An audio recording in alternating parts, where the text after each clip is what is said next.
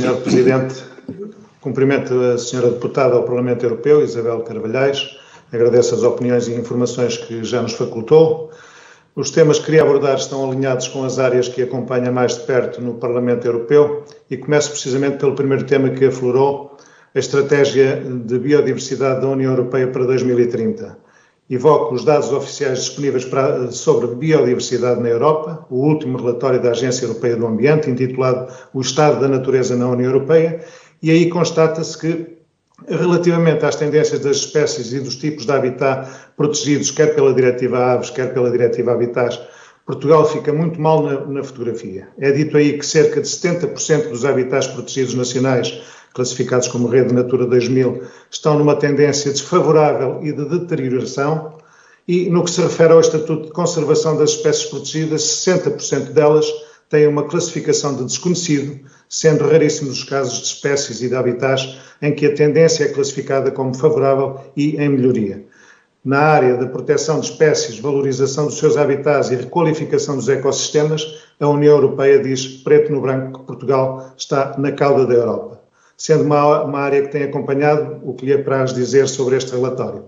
Segunda questão é motivada pela recente comunicação da Comissão sobre a visão a longo prazo para as zonas rurais. Diz-se aí que é vital para a União Europeia a definição de uma verdadeira agenda rural, ambiciosa, muito concreta. É urgente um pacto de solidariedade para com as zonas rurais, mas depois, relativamente a esta questão vital para Portugal, o que se constata é que, na primeira oportunidade de passar das palavras aos atos, Portugal desenha um plano de recuperação e resiliência que desconsidera totalmente as zonas rurais do país. Os autarcas do interior do país são unânimes na revolta a esta ausência de atenção no PRR ao problema das assimetrias entre o litoral e o interior. Peço um comentário a esta ausência de apoios no PRR para o desenvolvimento das zonas rurais do nosso país.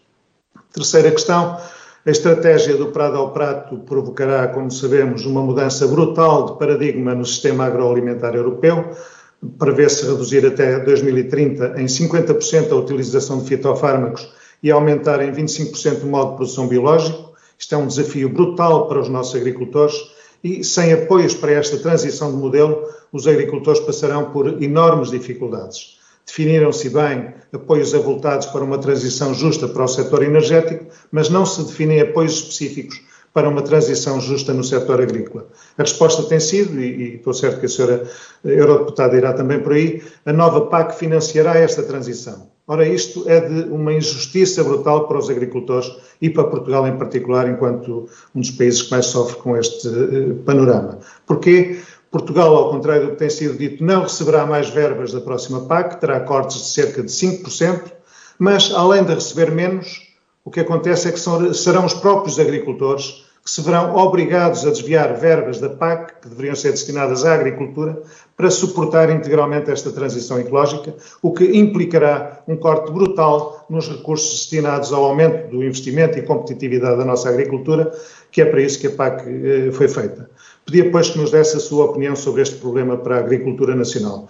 Por último, a propósito do novo pacote da política de coesão, que há pouco referiu, queria lembrar as palavras da Comissária com o Pluro da Coesão, Elisa Ferreira, que diz, entre muitas coisas, e cito, que ao fim destes anos todos de apoio maciço de fundos estruturais, Portugal ainda é um país atrasado e que importa refletir sobre as opções que o país tem no contexto do plano de recuperação e que a aplicação dos fundos europeus tem de ser radicalmente diferente do passado e alerta ainda que Portugal corre o risco de ser ultrapassado por muitos outros Estados-membros da União Europeia.